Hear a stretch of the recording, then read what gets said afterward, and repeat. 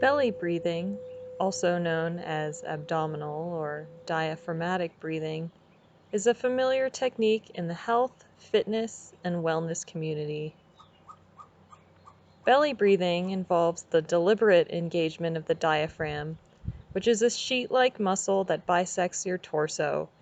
It separates the organs contained in the rib cage from the organs contained in the lower belly or abdomen.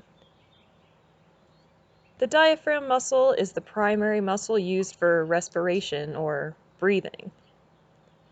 The postures and stress created by our contemporary lifestyles often causes the diaphragm to become disengaged and weak, which in turn leads to breathing patterns that inadequately support our posture and paradoxically cause us more stress.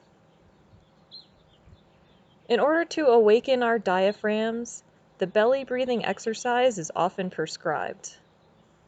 This exercise cues us to draw each inhale deep into the belly, which in turn moves the diaphragm through a wider range of motion and, in theory, allows us to draw more air into the lungs with each breath.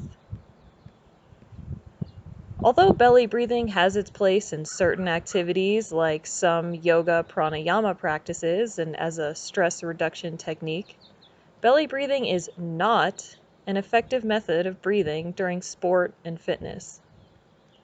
That's right, when it comes to exercise, whether it be running, lifting heavy weights, biking, or boarding, belly breathing will do you more harm than good.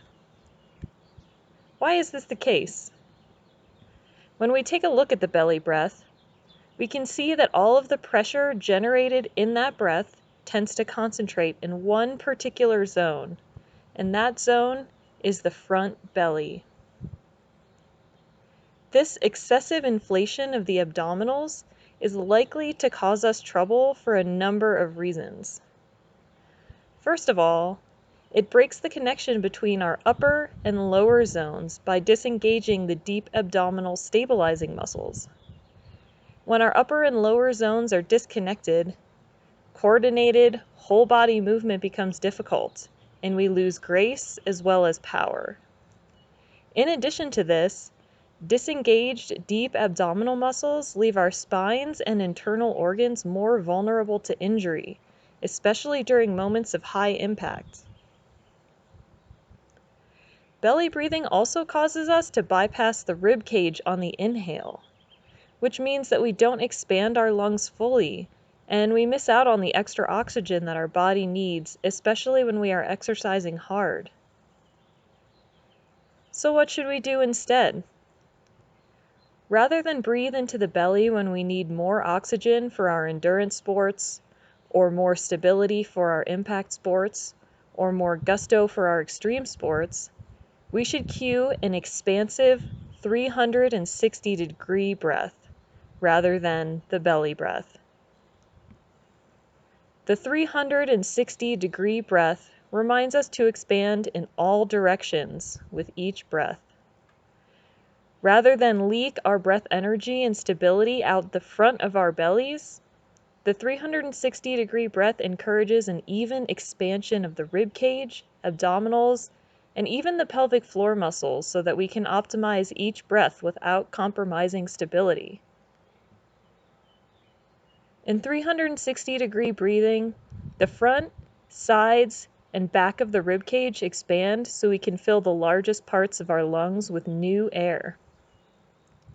In 360-degree breathing, the front, sides, and back of the abdomen expand enough to accommodate the moving diaphragm without disengaging our deep core muscles and losing stability. In 360-degree breathing, the pelvic floor muscles stretch and recoil like a trampoline so that the rest of our pelvis is free to manage movement and impact. If you want to test yourself to see if you are breathing in 360 degrees, try this. Form a C shape with your hands and then place them around your lower rib cage. When you inhale, you should feel your rib cage expand evenly into your hands. If you don't feel your rib cage expand into your hands at all, or if your rib cage only expands in one direction, this means you are missing out on extra oxygen and optimal trunk stability. You can test your abdominals for 360-degree breathing in the same way too.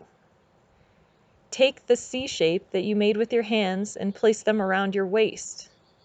When you inhale, does your belly expand evenly into your hands, or does it expand disproportionately in one direction? With some practice, you can teach your body to 360-degree breathe on its own.